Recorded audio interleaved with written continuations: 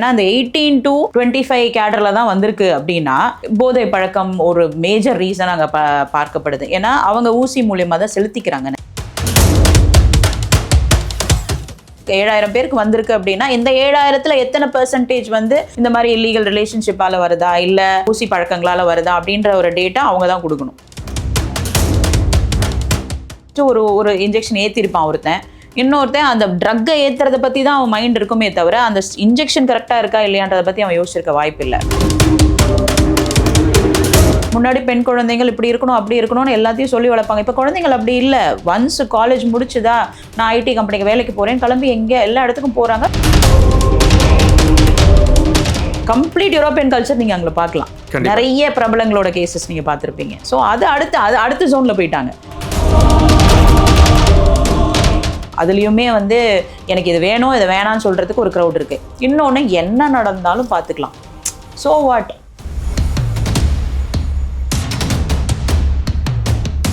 புதிய சிந்தனை நேயர்களுக்கு வணக்கம். இன்றைய சிறப்பு நேர்காணலில் நம்முடைய இருந்திருக்கும் சிறப்பு விருந்தினர் உயர்நீதிமன்ற வழக்கறிஞர் திருமதி பிரீதா அவர்கள். மேம் வணக்கம். வணக்கம் சார். எப்படி மேம் இருக்கீங்க? ரொம்ப நல்லா இருக்கேன் சார். அண்டை மாநிலமான கர்நாடகத்தில் இன்னைக்கு மிகப்பெரிய ஒரு சம்பவம் நடந்திருக்கு. எப்படின்னு பார்த்தீங்கன்னா கிட்டத்தட்ட 2,60,000 பேருக்கு HIV வந்திருக்கு. அதுலேயும் கிட்டத்தட்ட 7,000 மாணவர்கள் ப்ளஸ் மாணவிகள் ரெண்டும் கலந்து 7,000 ஸ்டூடெண்ட்டுக்கு HIV பரவி இருக்கு.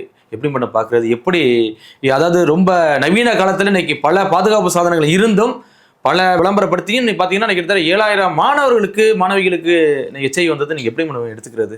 சார் எனக்கு அந்த நியூஸ் பார்த்ததுலேருந்தே எனக்கு எப்படி ரியாக்ட் பண்ணுறதுன்னு தெரியல. ஏன்னா எனக்குமே ஒரு கல்லூரி செல்கிற ஒரு குழந்தை இருக்கான். கண்டிப்பாக. ஸோ இது எப்படி பார்க்குறதுன்னா ஃபர்ஸ்ட் நம்ம HIVன்றது இட் இஸ் அ வைரஸ். ஆமாம். நம்ம எடுத்தோடனே முன்னாலெல்லாம் நம்ம எப்படி யோசிப்போம், HIVனா எய்ட்ஸ் வந்துருச்சு அப்படின்னு யோசிப்போம். அது கிடையாது. HIVன்றது ஒரு beginning stage. It will lead you to AIDS. ஆமாம். ஓகே, இந்த வைரஸ் எப்படி வருது? ஒன்று பாலியல் பிரச்சனைகளால் வரலாம், இல்லையா இந்த அதே ஊசியை திரும்ப திரும்ப செலுத்தும் போது அதை ஸ்டெர்லைஸ் பண்ணாமல் திரும்ப யூஸ் பண்ணும்போது வேறு யாருக்காவது இருந்த அந்த வைரஸ் இருந்தால் அது உங்களுக்கு தொற்றாகும். இப்போ நான் பார்க்குற பிரச்சனைகளில் இந்த injection could be one of the basic reason. ஏன்னா அந்த 18 to 25 கேடரில் தான் வந்திருக்கு அப்படின்னா போதை பழக்கம் ஒரு மேஜர் ரீசன் அங்கே பார்க்கப்படுது. ஏன்னா அவங்க ஊசி மூலியமாக தான் செலுத்திக்கிறாங்க நிறைய இன்சிடென்ட்ஸ்ல பார்க்கும்போது. இப்போ இந்த ஊசி ரிப்பீட்டடாக யூஸ் பண்ணியிருக்காங்க. ரிப்பீட்டடாக யூஸ் பண்ணும்போது ஆப்வியஸா அந்த வைரஸ் எப்படி மேடம் ஒரு நீடில ஏற்றிட்டு அதை அப்படியே அதை வேற யாராவது யூஸ் பண்ணியிருக்கலாம். அவங்களுக்கு அந்த வைரஸ் இருக்குமா இருக்காதான்னு கூட இவங்களுக்கு தெரியாது. திரும்ப அதே நீடில் இவங்க யூஸ் பண்ணியிருக்கலாம். நான் ஒரு பல வருஷங்களுக்கு முன்னாடி ஒரு இன்சிடென்ட், ஒரு ஸ்கூல் குழந்தை அவங்க ஸ்கூலுக்கு வெளியில வந்து ஃப்ரூட்ஸ் வியாபாரி, அதாவது ஒரு பைனாப்பிள் கட் பண்ணி, நான் காலேஜ் படிக்கும்போது நினைக்கிறேன், வியாபாரி அவர் வந்து அவருக்கு HIV இருந்திருக்கு. அவரோட கை ரத்தம் அந்த ஃப்ரூட்ல இருந்திருக்கு. அவர் கட் ஃப்ரூட்ஸ் பாப்பீங்க இல்லையா, அந்த ஃப்ரூட்ஸ் அந்த குழந்தை சாப்பிட்டு HIV. ஸோ இது எப்படி பரவுனே தெரியாது. ஸோ இதை வந்து பாலியல் ரீதியாக மட்டுமே நீங்கள் பார்க்கக்கூடாது. இந்த மாதிரி இன்சிடென்ட்ஸ், அதாவது ஸ்டெர்லைஸ் பண்ணாத நீடில்ஸ் ரீயூஸ் பண்ணுறது, அதாவது மாற்றி ஒருத்தர் மாற்றி யூஸ் பண்ணிக்கிறது. மாணவர்களுக்கு நடுவில் வந்திருக்குன்னா நம்ம அப்பட்டமாக தெரியுது இல்லையா, மாணவர்களுக்கு நடுவில் என்ன பழக்கம் ஓடிக்கிட்டு இருக்கு. இது ஒரு பெரிய பிரச்சனையா எல்லா மாநிலங்களையும் ரீதியா போயிருக்கா இல்ல வந்து இது போதை கலாச்சாரத்துல போயிருக்கானே தெரியல மேடம். ஆமா, அது ரெண்டுத்தையும் அவங்க டாக்டர்ஸ் தான் சொல்லணும். இப்ப 7,000 பேர் பார்த்துருக்கு, 7,000 பேருக்கு வந்திருக்கு அப்படின்னா இந்த 7,000த்துல எத்தனை பெர்சன்டேஜ் வந்து இந்த மாதிரி இல்லீகல் ரிலேஷன்ஷிப்பால வருதா இல்ல ஊசி பழக்கங்களால வருதா அப்படின்ற ஒரு டேட்டா அவங்க தான் கொடுக்கணும். ஸோ அவங்களோட டேட்டா வச்சு தான் நம்ம சொல்ல முடியும். இப்ப எனக்கு தெரிஞ்சு, அதாவது என்னோட சில அனுபவத்துல பார்க்கும்போது நாட் நெசசரிலி இதுல வந்து எனக்கு தெரிஞ்ச ஒரு 90% இந்த மாதிரி நீடில்ஸால தான் வந்திருக்கும் நான் நினைக்கிறேன். ஏன்னா நிறைய அவேர்னஸ் இல்ல மேடம், நீங்க சொல்ற மாதிரி பாத்தீங்கன்னா இப்ப யூஸ் வந்துற நீடில் வந்து அதிகமா வந்துருச்சு. ஆரம்பத்துல பாத்தீங்கன்னா ஒரு சின்ன ஒரு டப்புல வந்து ஹாட் வாட்டர் இருக்கு, அதுல ஏதோ கலந்து இருக்கு, அதுல ஊசியை மாத்தி ஸ்டெர்லைஸ் பண்ணி போட்டுட்டே இருப்பாங்க. ஸோ அதெல்லாம் ஒழிச்சு கட்டிட்டு தான் இன்னைக்கு வந்து யூஸ் வந்துற நீடில் வந்துருச்சு. அப்படிங்கும்போது இது எப்படி புரியாம பண்ணிருப்பாங்களா, எப்படி மேடம், எப்படி எடுத்துக்கிறாங்க? கண்டிப்பா புரியாம தான் சார் பண்ணிருப்பாங்க. அவங்களுக்கு புரிஞ்சிருக்கவே வாய்ப்பு இல்லை. ஏன்னா they're already under drug influence. அந்த டைம்ல எனக்கு ஸ்டெர்லைஸ்டா இன்ஜெக்ஷனை கொடுன்னு நான் பார்த்துட்டு இருப்பாங்க. என்ன பண்றாங்கன்னு அவங்களுக்கு தெரியாது. பெரிய ஒன்றும் 7 ரூபாயில ஒரு 10 ரூபா தான் மேடம் ஒரு ஊசி. ஆமா சார். அப்படிங்கும்போது அதை மாத்தி தர முடியாது அப்படின்னு மேடம். மாத்த முடியும், பட் என்ன அந்த மனநிலையில அவங்க இருந்திருப்பாங்களான்னு என் கொஸ்டின். எனக்கு வந்து ஒரு ஸ்டெரலைஸ்டா ஒரு இன்ஜெக்ஷன் ஃபர்ஸ்ட் ஒரு இன்ஜெக்ஷன் ஏற்றிருப்பான் ஒருத்தன், இன்னொருத்தன் அந்த ட்ரக்கை ஏற்றுறதை பற்றி தான் அவன் மைண்ட் இருக்குமே தவிர அந்த இன்ஜெக்ஷன் கரெக்டாக இருக்கா இல்லையான்றதை பற்றி அவன் யோசிச்சிருக்க வாய்ப்பு இல்லை. Because that is the kind, அதுதான் அடிக்ஷன் சொல்கிறோம். அதுதான் உன் மைண்ட் அந்த அளவுக்கு குழப்பி வச்சிருக்கு. நீ அதை சேஃபாக தான் எடுத்துக்கணும். நம்ம வீட்டில் சொல்லுவோம் ஒரு ஃப்ரூட் எடுத்தா வாஷ் பண்ணி சாப்பிடுன்னு சொல்றோம். ஆனால் குழந்தைங்க கேட்குமா? கேட்காது. அவங்களுக்கு தேவை ஃப்ரூட். எக்ஸாக்ட்லி அதேதான். சின்ன பிள்ளைங்க சார், அவங்களுக்கு என்ன தெரியும்? இதை ஸ்டெர்லைஸ் பண்ணி தான் நான் யூஸ் பண்ணணும் அப்படின்னு தெரியும். அதை ஸ்டெர்லைஸ் பண்ணி யூஸ் பண்ணது ஒரு பக்கம். இன்னொரு பக்கம் இவங்க அந்த நேரத்துல என்ன பண்றாங்க? தேர் அவுட் ஆஃப் தேர் மைண்ட்.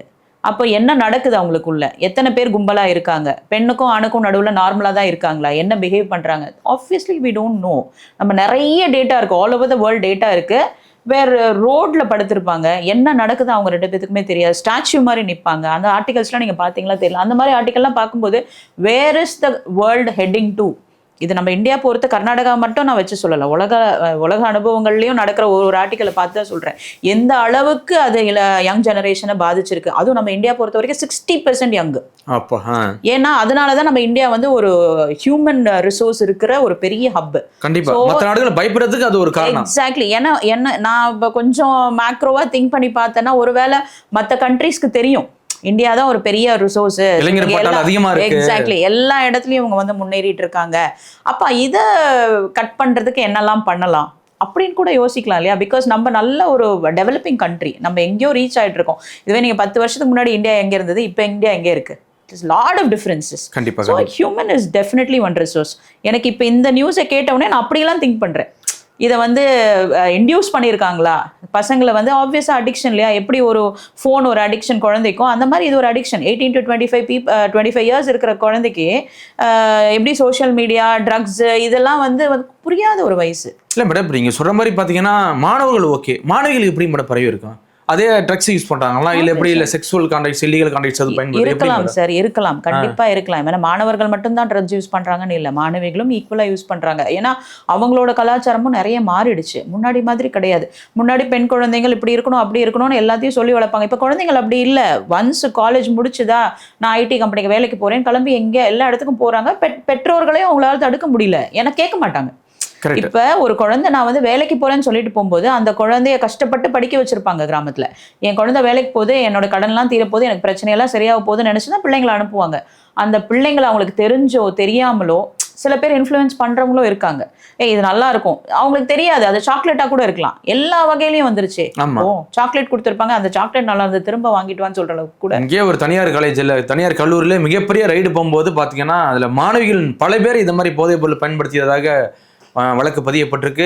அது தெரியும் மேடம், ரைடு போகும்போது நம்மளே பார்த்துருக்கோம். ஸோ அது மாணவிகள் வந்து இதில் இன்வால்வ் ஆகிறதுக்கு காரணம் என்ன மேடம்? ஒருவேளை அந்த கல்ச்சர் மாறுதா இல்லை எப்படி மேடம்? கல்ச்சரல் மாறுதானா? நான் சொன்னேன், என் கல்ச்சர் கண்டிப்பாக மாறி இருக்கு. ஏன்னா எக்ஸ்போஷர் டு த பப்ளிக் நிறைய இருக்குது. இப்போ நிறைய குழந்தைகள் அவங்கள வீட்டை விட்டு வெளியில் வந்து வேலை பார்க்குறாங்க. இப்போ காலேஜ் படிக்க, நீங்கள் சொன்னீங்க காலேஜ்ன்ட்டு, காலேஜில் இருக்கிற குழந்தைங்க எல்லாமே டே ஸ்காலர்ஸாக கிடையாது, ஹாஸ்டலில் தங்கி படிக்கிறவங்க. அவங்க எந்த ஊர்லேருந்துலாம் வந்து படிக்கிறாங்க. இப்போ சென்னை வந்து ஒரு பெரிய ஹப். ஸோ பல ஸ்டேட்ஸ்லேருந்து, அதாவது நார்த்தாக இருக்கட்டும், ஈஸ்ட் வெஸ்ட் டவுன் சவுத்லேருந்து எல்லாருமே சென்னையில் வந்து படிக்கணும்னு நினைக்கிறாங்க. சென்னை மாதிரி பெங்களூர் இதெல்லாம் ஹப்பு சார். ஸோ இதை வந்து திரும்பவும் நான் அதை எப்படி கொண்டு போவேன்னா, பல திரைப்படங்களில் அதை காமிச்சிருக்காங்க. சென்னைனா இப்படி இருக்கும், பெங்களூர்னா எப்படி இருக்கும். அப்போ ஆப்வியஸாக டவுன் சவுத்தில், இப்போ லெட்ஸே காரைக்குடியில் ஒரு கிராமத்தில் இருக்க ஒரு குழந்தைக்கு என்ன தோணும்? எனக்கு சென்னை போகணும், எனக்கு பெங்களூர் போகணும். ஸோ எல்லா இடத்துலேருந்தும் வந்து இந்த 2 ஹப்ல படிக்கிறாங்க, வேலை செய்கிறாங்க. வேலை செய்யும் போது கூட இருக்கிற நண்பர்கள் கரெக்டாக இருக்கணும்னு எல்லா பெற்றவங்களும் சொல்லி அனுப்புவாங்க. ஆமாம், அந்த நண்பர்கள் சரியில்லைன்னா என்ன ஆகும்? இந்த இன்ஃப்ளூயன்ஸ் நடக்க தான் செய்யும். அவங்களும் என்னன்னு ட்ரை பண்ணி பார்க்க தான், தெரிஞ்சோ தெரியாமலோ அதில் விழுந்துருவாங்க. அதுக்கு அதனால தான் அது அடிக்ஷன். திரும்ப திரும்ப சொல்லுவாங்க, அது அடிக்ஷன் வரத்துக்கு காரணம் அவங்க இல்லை, அவங்கள சுத்தி இருக்கிறவங்க. அவங்களோட அவங்களோட 10% இன்வால்மெண்ட் இருந்தா 90% அவங்கள சுத்தி இருக்கிறவங்க தான் அதை வந்து அவங்கள தள்ளப்படும் போது அவங்களால அதுல இருந்து மீள முடியல. தேவைப்படுது அதை எப்படி அவங்கள மீட்டு கொண்டு வரதுன்றது இன்னுமே பெற்றோர்களுக்கு பெரிய கேள்விக்குறி. கவர்மெண்ட்டுக்குமே அது they are still struggling. என்னதான் வந்து அவங்க ஆக்ஷன்ஸ் எடுத்தாலும் அவங்க செல்ஃபா அதை ரியலைஸ் பண்ணி மாத்திக்காத வரைக்கும், நம்ம முதல்ல மதுக்கு சொல்லுவோம் இதை, குடிகாரனா பார்த்து மாறிக்கிட்டாதான் உண்டுன்னு. இப்ப வந்து இது யங் ஜெனரேஷனை வந்து குடின்ற ஒரு விஷயமே இல்லை, எல்லாமே ஆமா அடுத்த ஸ்டேஜ்ல இருக்காங்க. அது வெர்ஷன் 2 மாதிரி ஆயிடுச்சு. அவங்களா அதை நினைச்சு மாத்தி அதுக்கு வெளியில வராத வரைக்கும் இதுக்கு ஒரு தீர்வு காலம் இருக்காது. என்ன ஆக்ஷன் நம்ம எடுத்தாலும் அதை ஃபாலோ பண்ணணும் இல்லையா? அதை ஃபாலோ பண்ணாத வரைக்கும் it is definitely a struggle between the government and people. ஆனால் இது எந்த கார்டு போட முடியாது மேடம். இப்போ இவ்வளோ ஒரு பிரச்சனை இருக்குல்ல, இப்போ இன்னைக்கு அண்டை மாநிலத்தை பற்றி பேசியிருக்கான், தமிழ்நாட்டில் என்ன இருக்குன்னு இன்னும் தெரியல. அதுலேயும் பார்த்தீங்கன்னா தமிழ்நாட்டில் வந்து இந்த இல்லீகல் கான்டாக்ட்ஸ் செக்ஸுவலுக்கு வந்து இன்னைக்கு காஞ்சிபுரம் நம்பர் 1 வேறு சொல்கிறாங்க. ஸோ அப்படிங்கும்போது இன்னும் தமிழ்நாட்டோட இது அதிகமாக இருக்குமா எப்படி மேடம்? சார் எனக்கு பர்சனலாக நான் ஃபீல் பண்ணுறேன். பர்சனலாக கர்நாடகா சென்னைன்னு கம்பேர் பண்ணும்போது ஆப்வியஸாக Karnataka is much advanced than Chennai in terms of culture. ஏன்னா எனக்கு பெங்களூரில் சென்று நான் பார்த்துருக்கேன். அங்கே அந்த அந்த ரோட்ஸ்லலாம் போகும்போது அங்கே இருக்கிற கல்ச்சர் இன்னும் அந்த அளவுக்கு சென்னைக்கு வரல. ஏன்னா அங்கே குழந்தைங்க வந்து எப்படி போகிறாங்கன்றதையும் பார்க்குறேன், இங்கே குழந்தைங்க எப்படி இருக்காங்கன்றதையும் பார்க்குறேன். இன்னும் அந்த அளவுக்கு இங்கே இன்க்ரீஸ் ஆகலைன்னு தான் எனக்கு பர்சனலாக தோணுது. அண்ட் நம்ம ஃப்ரெண்ட்ஸ் அவங்க பசங்களாம் இருக்காங்க. ஸோ அவங்க வந்து பெங்களூரில் இருக்காங்களா சென்னையில் இருக்காங்களான்னு கேட்கும்போது பெங்களூரில் இருக்கவங்க பேசுகிற லாங்குவேஜோ பேசுகிற விதமோ பார்த்தீங்கன்னா டோட்டலி டிஃப்ரெண்ட்னா சென்னையை விட அடுத்த லெவலில் இருக்காங்க. நீங்கள் பாம்பே போங்க, கம்ப்ளீட் யூரோப்பியன் கல்ச்சர் நீங்கள் அங்கே பார்க்கலாம். நிறைய பிரபலங்களோட கேசஸ் நீங்கள் பார்த்துருப்பீங்க. ஸோ அது அடுத்த ஜோனில் போயிட்டாங்க. பூனே போங்க, அதாவது ஒரு ஹப்பும் நீங்கள் பார்த்தீங்கன்னா எங்கெங்கே எல்லாம் வந்து பல மாநிலங்கள்லேருந்து வந்து ஒன்று கூடுறாங்களோ அங்கே மிக்சடு க்ரௌடு ஒன்று வருது. இந்த மிக்சட் க்ரௌடுக்கு பல வகையான சிந்தனைகள், பல வகையான பிஹேவியர்ஸ், பல வகையான கல்ச்சுரல் டிஃப்ரென்சஸ். ஸோ இதெல்லாம் ஒன்று கூடும்போது நம்ம அதை எப்படி சமாளிக்கிறது? ஏதாவது ஒரு இடத்துல வந்து நிற்கிறாங்க, அந்த ஒரு இடத்துல வந்து ஓகே இதுவும் சரி அதுவும் சரி, என்னவா இருந்தாலும் ஓகே. இப்போ ஜென்சி கிட்ஸ்ன்னு சொல்கிறாங்களா, ஜென்சி கிட்ஸ் வந்து ரொம்ப கெட்டவங்கலாம் நான் சொல்ல மாட்டேன் சார். அதுலேயுமே வந்து எனக்கு இது வேணும் இது வேணான்னு சொல்கிறதுக்கு ஒரு க்ரௌட் இருக்குது. இன்னொன்று என்ன நடந்தாலும் பார்த்துக்கலாம், ஸோ வாட், அந்த ஸோ வாட்னு ஒரு கொஸ்டின் இருக்குது பாருங்கள், அது அந்த ரொம்ப பிரபலமானது இந்த இந்த இந்த இந்த இப்போ இருக்கிற க்ரௌடில் தான். கண்டிப்பாக மேடம், பொறுத்திருந்து பார்க்கலாம். மிக்க நன்றி மேம். Thank you sir.